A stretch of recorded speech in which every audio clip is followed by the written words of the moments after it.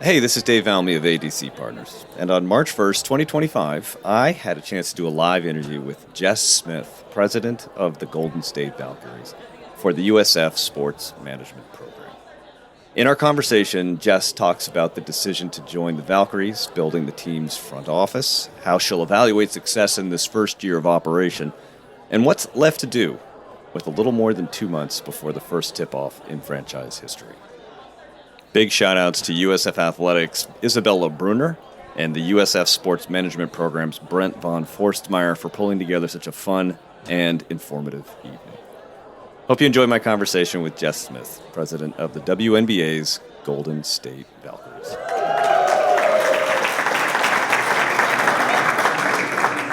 Anytime you can get introduced by the 10th most important man in college football, you're starting your night off in the best way possible. Welcome, everybody, and thanks for coming out to join this conversation with Jess Smith, president of the Golden State Valkyries. As Dan mentioned, I have a podcast called Sports Business Conversations, and it's probably worth noting that Jess was the second ever guest I had on the podcast. And there's a reason why I called Jess to be on it, right? Because at that time, she was helping launch Angel City FC, the soccer club down in Los Angeles. And at the point, she was like in charge of partnerships, but she had just been promoted to be head of revenue for Angel City. And you were really excited about that, right? And I went back and listened to that episode right before I came here, and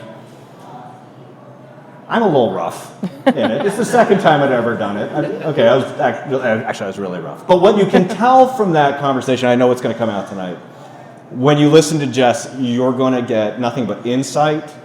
You're going to get passion, and you're going to get an absolute purview on what it means to be working in sports today and what it means to be in sports at this unique moment.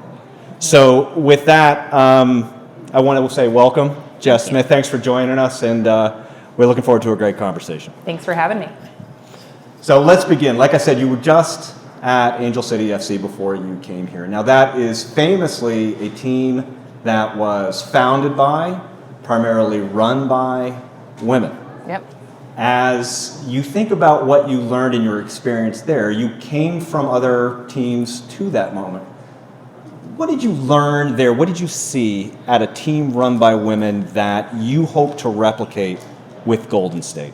Well, I think two things. Even to the point of getting to Angel City, coming from men's sports, had time in the National Hockey League, Major League Baseball, Major League Soccer, and it really prepared me for that moment. I think the beautiful thing about Angel City was it was brought together by folks from all levels of our society looking to change sport, seeing that women's sports could be built differently, could be focused on selling out crowds versus selling 3,000 tickets and playing it safe. And the three co-founders didn't come from sport. And coming from sport for me at that point for over 15 years and sitting down with them and hearing their passion, but mirroring or merging the experience from sport industry and the entertainment industry taught me to, along with the experience of the different leagues, taught me to never just replicate what's been done before, right? I think a lot of people just assume like this is the way to do it, this is how you sell partnership, this is how you sell tickets, this is how you do whatever. And we sat down and said, well, that's not working, so how should we approach this? And I think what we unlocked there and what we had the freedom to unlock there with that ownership group was really redefining the market product that is women's sports, right? It's not just sport, it's a mix of sport and purpose and culture. So you have to build that accordingly. It's lifestyle. It's values. You have to build that accordingly, draw other people in. And so it was really an incredible experience with those three women and many more, and I learned a lot from them. I remember talking to you when you were at Angel City, and I think I even brought up, it's like, what's next? I'm like, where do you want to go from here? I was like, leave me alone. I've been here a month, I got a lot to do, Dave. Yeah. But I'm always pushing. You right? are. So I mean, you loved it there, and I remember you said that exactly. I'm really happy down here. So when the opportunity to join the Valkyries came along, what was the switch for you to join this club after leaving a place that you were clearly enthusiastic about? Yeah. Tell us a little bit about the decision to go through and work with the Valkyries? It was really emotional to leave Angel City, right? The group of people that came together and what we accomplished. Right now they're the top commercial team in the world in women's sports, but they really changed the world, right? They changed the industry. If you think of everything that's happened in women's sports over the last 5 years, it began there. And not that good teams and work hasn't been done for decades to put them in the position to do that, but it was a really special experience. And I live here in the Bay. So I was actually commuting back and forth to Los Angeles, but I've been a Bay Area resident the majority of the last 20 years. Did you have your own seat on Southwest? To be like, Ms. Basically. Smith, we have your seat ready for you? Yes, exactly. Definitely A-list, so that was great. Very familiar with it. Yeah, exactly. Two free drink coupons that I never used because I was working. You can hand those over to me later. Yeah, exactly. And the phone rang about this opportunity, and at Angel City, it was really important to us that at any point when somebody wanted to learn more, investors, teams, athletes, how are you doing this? How are you unlocking it? How should we approach this globally? That we answered the phone. We talked through our experience. We gave as much guidance as we could because we understood, and we understand that here at the Valkyries too, that you can't just be the top team. You really have to influence the industry and continue to push it forward for everyone to succeed, for you to also have that future success. And so I had lunch with Brandon Schneider, who's the current president and chief operating officer of the Warriors, assuming that he was like, all right, I'm getting ready to do this. How do we do this? And we had a great conversation. And he's like, well, you understand there's a president role open. And I was like, well, I'll let you know if I know anybody that's interested. Let me look through my Rolodex for you. For sure help. And he's looking at me, I was like, got it. It was like one of those moments that, I understood, but then went in and was really just looking to be helpful and really sat back and thought about it. And having done what we did at Angel City was really special. But I think for me, what also unlocked is that there is a playbook and the opportunity to continue to grow within women's sports, to show that it was not just Angel City, not just Los Angeles, not just that specific ownership group, that we could replicate and show what's possible when it comes to commercial success and lifestyle success. I wanted to make sure that that was expanding, right? It's interesting too because ACFC has a pretty celebrity-laden ownership group. Only like 100. Only like 100. I mean, Natalie Portman. A-list people. Yeah. So I can appreciate the idea. It's like, okay, let's make sure that it wasn't just the draw of celebrity that made this team successful, but wanted to bring that to the Bay Area and do it in a more, I don't know what's the right word, more like straightforward way or less celebrity-driven way. Well, I think yes, and I think like any opportunity, and you know this from being a master in marketing and partnership, each region and each property is so different, and it's about really digging in and understanding the story. So for me, there were two things. One, three things actually. One, this is the Bay Area. We're going to limit it a minute. It's a basketball game. Yeah, we got a lot of things, right? You give me a microphone and then who knows what's going to happen. This is the Bay Area. This is the place that the world looks to see what comes next, whether that's innovation and technology or how we treat people. And when you think through the number two piece, what's happening in women's basketball specifically, and the growth of the WNBA and the communities that these athletes represent, and thinking through how this region I know would show up for that. And then the third piece is this ownership group, right? This ownership group, they are relentless. Look at this venue, right? Privately funded $2 billion venue. Obviously the Warriors have won a few games. They're actually playing right now. I'm curious what the score is. When I sat down with Joe Lacob and Peter Guber about this position, what was really inspiring to me was how curious they were. So many men's and women's teams, that have an umbrella opportunity to work together.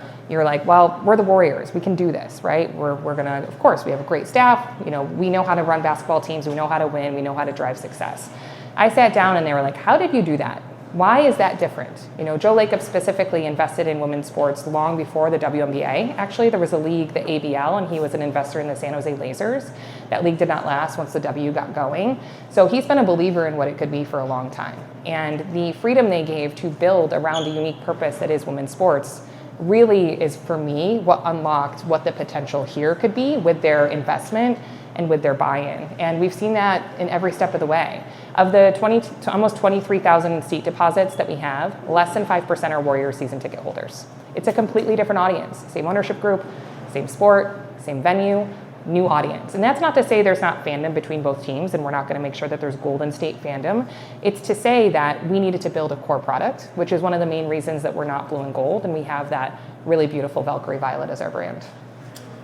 Valkyrie Violet. I didn't know that was the actual name of it, but gotta market it. You gotta market it. I love it. It's pretty good. Now, look, you just touched upon fandom, so I want to make sure This is a conversation you and I have had before. Yeah. The evolving nature of fandom. And I appreciate what you're saying is that these are not completely overlapping concentric circles. And I was reading a quote by Mac Leahy, who's the Senior Director of Performance Strategy at Ogilvy.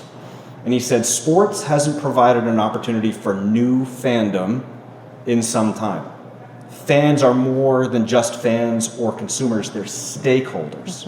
And this talks exactly about what you and I were talking about previously. Right? Yeah. These are not just, I'm not just watching whatever parents' team had before. I want to know what this team is all about and what they stand for. So with that in mind, it's a new idea of fandom, how almost like ownership-oriented fans are now. How do you hope to see the Valkyries reflect that trend? What are some of the things that you really feel like are going to be like, we're going right at that new type of fan? Yeah, I mean, so much of it's already happening. You know, brand was a big piece of that, because when you look at women's sports fans, what's unique about them versus men's sports is they actually buy merchandise before they do anything else. So they have to really love your brand, like your brand, and they want to be seen in it because it's a, people know, right? It's like the orange hoodie and the W when you think through like what that is. And so for us, when we launched our brand, which, you know, we talked about being bold, right? Female warriors, we were uniquely ourselves, we were an inclusive space, right? We create spaces where the people can be safe and celebrated. And we sold merchandise in 4 months in 70 countries in all 50 states. And that to us shows immediately that people are watching what we're doing. And now it's our job to go continue to get that consumer and bring them down the funnel of fandom and deep fandom. I think to get really tactical about it with a room like this, you know, there's really 3 specific segments of fans that we're seeing come into women's sports in a strong way. The first is the women's sports fan.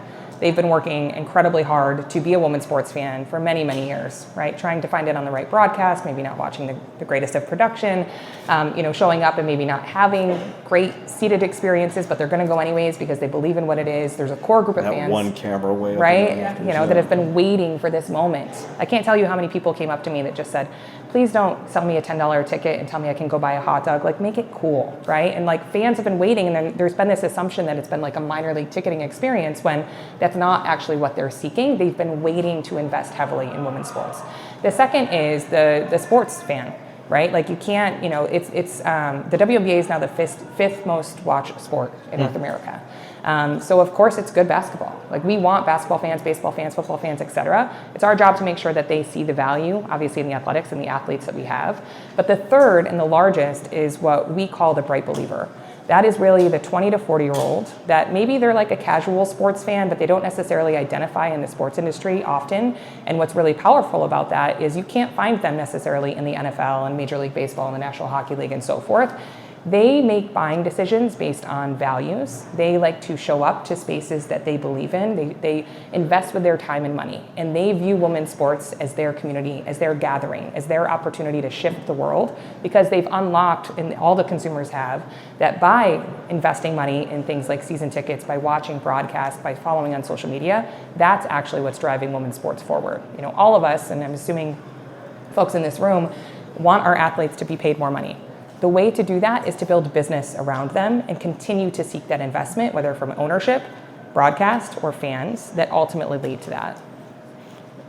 So this is going to be news to you. Breaking news? This is breaking news. Wow.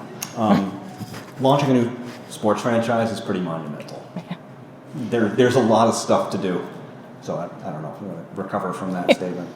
I'm wondering what have been your expletive moments, this is terrifying, and what have been the, I can't believe this is the coolest thing I've ever seen in my entire life. I mean, you run the gamut, I'm sure, almost every day. Every day. But what have some have been the highest highs, and what have been some of the more challenging moments that you've experienced? I'll never forget the feeling I had the first day I walked into this office and sat down, and you know, you go through the IT setup with your computer, and I sit there and I'm like, I cannot believe I did this again. Like, I really question my life decisions. You know, having gone through that at Angel City, anybody who's worked in a startup environment, it's so hard, right? And you're starting from scratch. It's you and a computer. You're like, where do I start? Who's right? my first You have a email? limited timeline. You can't shift the product launch. You will in fact launch in the spring of 2025. Yeah, there's no push. So, I mean, that feeling of being overwhelmed, and then immediately you just dissect it. You're like, okay, where do I begin? You know, and for me, you know, you begin with hiring good human beings, and then you begin with putting a real plan in place, with a timeline in place on like brand, and then inviting other people into that strategically. but also I do have the most incredible job. I think what all of us can want in this life is to actually care about the spaces that we're in, the work that we do, and where we spend our time. I have now had a chance to help do that with Angel City, which will always be a part of me. Bay FC can be my second favorite team. People ask me that all the time, like I was just going to jump ship. I'm like, I was there. I was like, I have to love them forever. I got a little bit in my DNA Yeah, here. exactly. And now I get to do it again. I think out of probably anyone in this industry right now, probably have the two coolest experience over the last number of years. And I have two incredible young daughters. And to just look at them and know they will never know a world without badass women's sports teams in their life, them and all of their friends. I mean, what more pride can you have that one day when you're able to retire, that is still my goal someday, maybe sooner than later after these two things, to reflect back at what did you do? And I feel really, really grateful to be a small part of that every day. You talked about building team, front office team, and I'm interested you probably get 11 million resumes weekly, I'm thinking. But when you think about the qualities of the kind of people that you wanted to populate the front office with, can you speak broadly about that? How important was previous sports experience? Because I know, like we talked about, let's not always do the way things have always been done. So I'm interested in what you really find valuable to you as you're assembling, the first ever front office team from scratch. Yeah, I mean, two things. And honestly, Golden State operates this way as well. You have to be elite at your job. You're hiring really, really good people that know how to do the role that you're looking to have. But you also have to be a good human being, right? That collaborative nature has to come first. But sports versus non-sports experience, there's a healthy mix of both, bringing that type of experience into what we're building. The game day experience is obviously incredibly important. And in year one brand, we have to sell out this venue, make a can't miss opportunity, which we're going to do. And the larger product is also everything outside of this venue. So we're constantly building toward two things. How are we nurturing that global fan that's finding interest in the Valkyries is also going to be really important. How are we telling those stories on social media and other media and so forth to do that? So, we'll be about 50 people strong by the time we tip off. That's not counting some of the shared services like the wonderful operations team here at Chase Center, legal, finance, et cetera. Every single one of those folks works really hard. It is a startup. The first question I ask is why are you interested? Right? And it has to be a good answer. And it also has to really care about what we're building because what we're selling is emotional. The partners that are investing in us understand the growth model in front of us and we are asking them for the right dollars that reflect that. The fans that are investing us, want to know that they can trust us with this experience. They've been waiting for this and wanting this. We have to have the right people on the phones. It's not just taking Warrior staff and making a Valkyrie staff. It's really assembling a staff that's dedicated toward what the Valkyries are building. What was your emotional response the first time you saw Valkyries merch in an unexpected place, like at the mall or something? It's astounding. You go to the mall? I was like, wait a minute. I'm generally the only person there. I'm like, when? Like the hours, I'm like, I can't, it just closes before I can get there. The outlet malls, where you get the deals. Yeah, that's fair. I have so many texts, in fact, right before I came in here, from friends from everywhere at sporting events around the U.S., and our shirts are everywhere. Yeah. It's incredibly emotional, and I think more so it's motivating, right? Again, these folks are out there wearing the brand that, I have a responsibility to make sure that we are proving to continue to grow and good on why they invested in us in the first place. There's expectations that come along with that, right? I mean, you now have people who are emotionally vested in a team that has not bounced a ball on the court. Yeah. Do you have to go through your own preparation to be the figurehead of a brand like that? Do you feel the weight of the responsibility for it? I don't feel like the figurehead of this brand. I feel like at this moment in time, having been employee number one and understanding the business of women's sports and what's happening right now, as our brand gets bigger, I get smaller, and that's a good thing. Yeah. We have an incredible general manager in Ohema. She oversees all of our on-court and our athletes. We have great athletes from the W that are going to represent this brand in a much better and larger way than I can. I'm simply the orchestrator. I'm like the nerdy person in the back that's like, yeah, keep going, That's what everybody here is saying. There's the nerd right there. For sure. I like it. It's like, I prefer that. So my job is to have built that now, but then to slowly step back and allow everyone else to begin expressing what this is.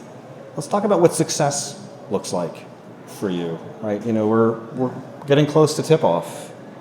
When you think about what your hopes are for year one, what are the lists that you keep? What are the check boxes that you want to be able to tick off as you go down the list? I think the biggest thing I'm reminding our team of right now is this is not a movie premiere, right? Game one is game one, and we will exist forever moving forward. And in Angel City, it was funny because we said that and meant it because there were so many actors and actresses. You really did have to tell them. This is not a movie premiere, but you can treat it like it is.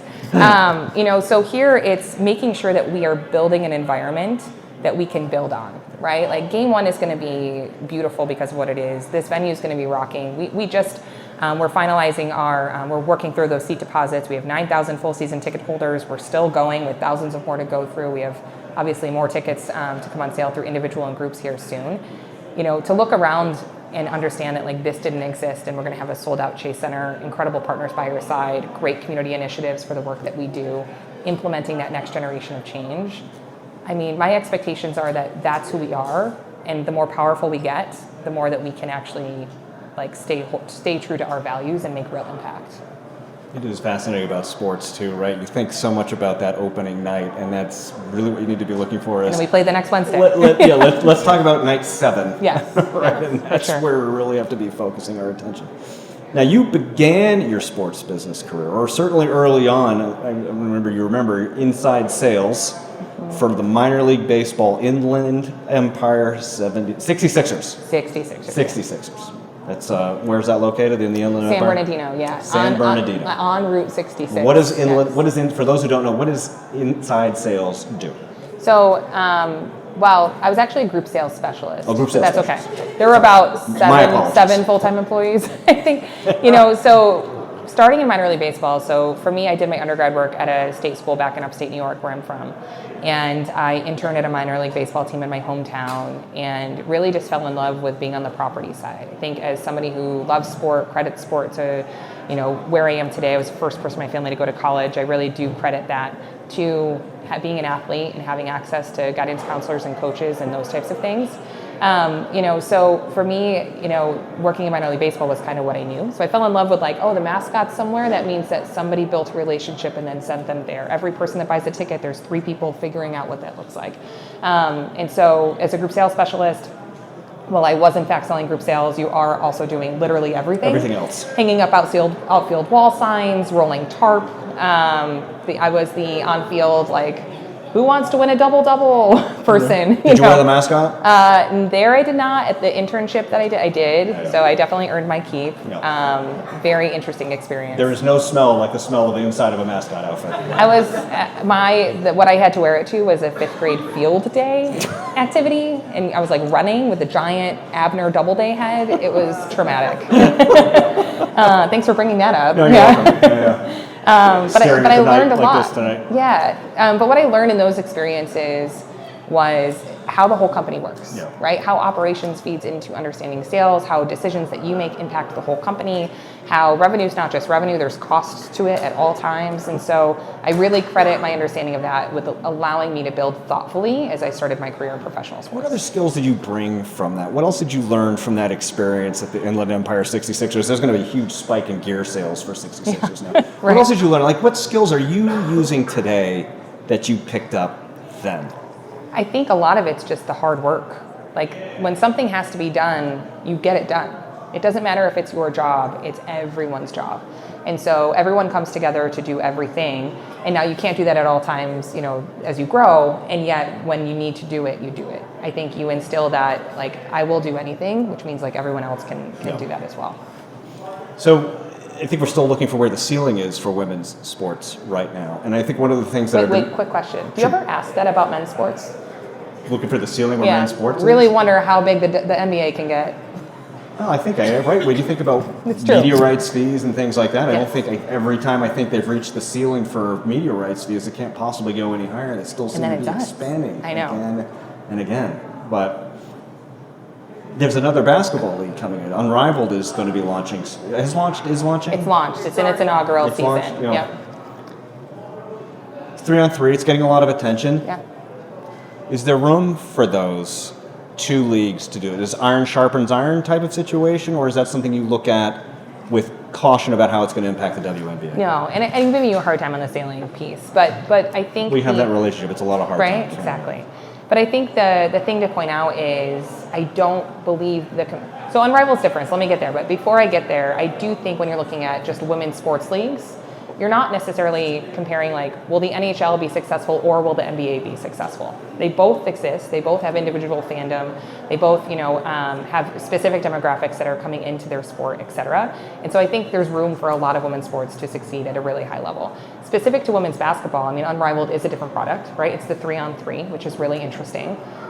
There's room for everything. I think a lot of it will just, depend on what the growth looks like for overall women's basketball in the WNBA. I mean, the W it's wild, right? Like I talked about, the viewership obviously is the 5th largest in the US. The athletes continuing to come in here, the athlete followership, the ratings, the tickets, expansion, what we're about to see in expansion in the WNBA, like it is game changing. So I think what will be interesting is, as that expands, how does everything piece together from a calendar perspective? No.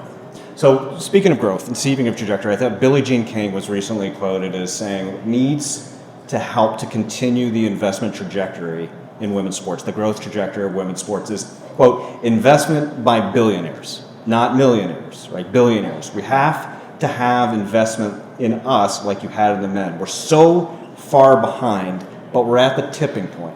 Now, I don't think anybody's going to argue that money is important for helping grow sports, but I'm wondering if you have insights into what else you think is important to keep this growth going, to keep that trajectory alive. Yeah, I think two additional things. One is infrastructure, right? So access to venues that you can control and that you can get the access to the best dates and times to play. I know that feels really simple, but it's not. Right, you look at venues that have 2-3 teams, where the women's team is always put third in line for the proper dates. Infrastructure both for game days and those relationships, but then also practice as well. And so we're seeing so much of that so quickly, but it's still something that needs to be managed and made a priority.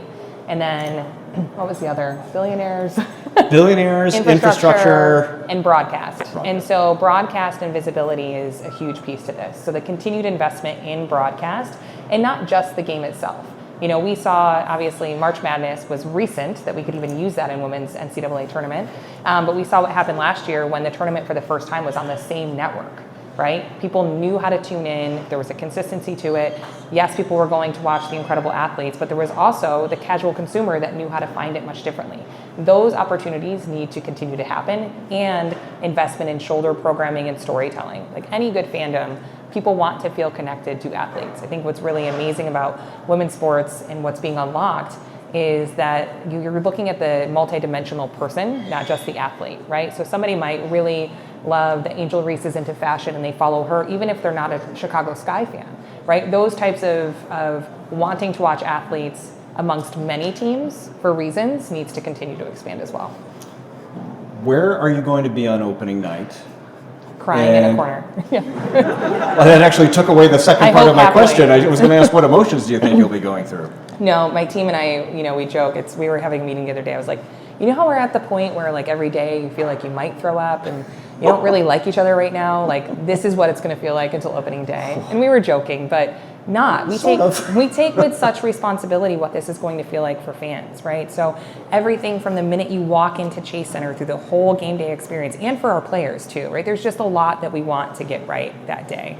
But truly, at Angel City, I have the opportunity to do this once, and there's just nothing like it. And for me, I was just so, in the zone of making sure it was going well, seeing the people that were a part of it, saying hello to them. And with about 4 minutes left in the second half, I just remember walking down to the field and I lost it. I think these moments mean something, right? And it's really special to be able to work in a product that You get to feel that. So many people work in industries where they build great things and they know they're successful and know people care about it.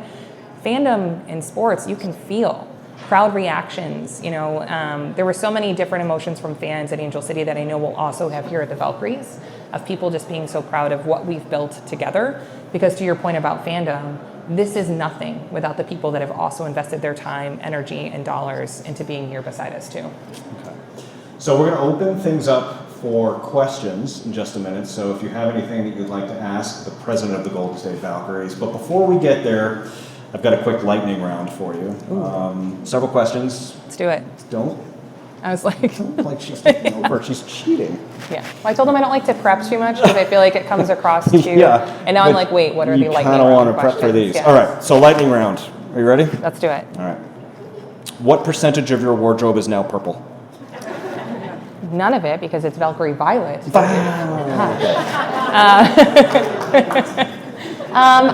lightning round got turned back on the questioner. I would say probably 15%. 15%? All right. As a hint Room of for it. growth. Yes, Room for growth. yes. All right. And counting. What was that? Sorry. Next lightning round question. Okay. Just stop. All right. Valkyries are part of the Viking mythology. Will you be wearing a horned helmet on opening night? You're trying to give away all the secrets of opening night. No, I will fact and I'm no. sorry. Be doing that. All right. So no horned helmet. No horn helmet, but thank you for this. I think that's disappointing. I think that maybe you want to think about that. I'll put a survey out to our fans. I'm There sure you go. that's what they would like Everybody, to when you get. get that survey, make sure you Yeah. answer. What's your go-to concession stand food order for a basketball game? I know this is like unconventional here at Chase Center, but I love Sam's Chowder House. So it's right by Section 122. They have lobster rolls. They've got chowder. It's just like very San Francisco Pretty here at bougie. Chase Center. I mean, really? But honestly, all the food here is really great. We were talking about this earlier, but my first time at Chase Center was actually when I was interviewing for this job because I was commuting to LA a lot, going to other sporting events. And I think you'll feel it here tonight, but we have such incredible game day staff and concession workers to make this a special experience. And this ownership group is adamant about that. And you can feel it. So the offerings are great. They're representative of the Bay. You can get a slice of Tony's Pizza. So I just love that whether you're a Bay Area person or somebody visiting us, that you feel like you're part of the city here. Okay. Last one. Wow, that was quick. It's a lightning round. It is It's not like I lightning, didn't that's spend time thinking about it or anything like that already. All right, last lightning round question. Anything you'd like to say to that bright-eyed version of yourself who's doing that inside sales job for the Inland Empire 66ers right now? So many things, mainly fashion choices. Don't do that. I think, having a unique experience for myself, I shared, being the first person in my family to go to school and just following this industry. I think one of the things I wish I knew sooner and at that age was that having that type of background, and honestly, everyone having different backgrounds, is what you should have confidence in, right? That gut feeling that you bring to a room because of your life experience is actually what makes you a great leader and makes you really, really good as an employee because you're able to feel as though the fans will feel in different ways. And I wish that for so long I kind of hid that and just wanted to work really hard and figure it out and over-research things. And a lot of this is feeling, right? It's not losing sight of, and especially in women's sports because there is no benchmark to look at. We are building something that hasn't been done before and we are moving forward in a really quick way. And a lot of that just comes from trusting your instincts and relying back on just your societal experience versus any actual work experience that you have. I think that's probably a good one to end on. So I thank you all. Thank you for joining us. Jess Smith, President of your Golden State Valkyries. So good. It was so fun. Appreciate it. Thank you. Good group.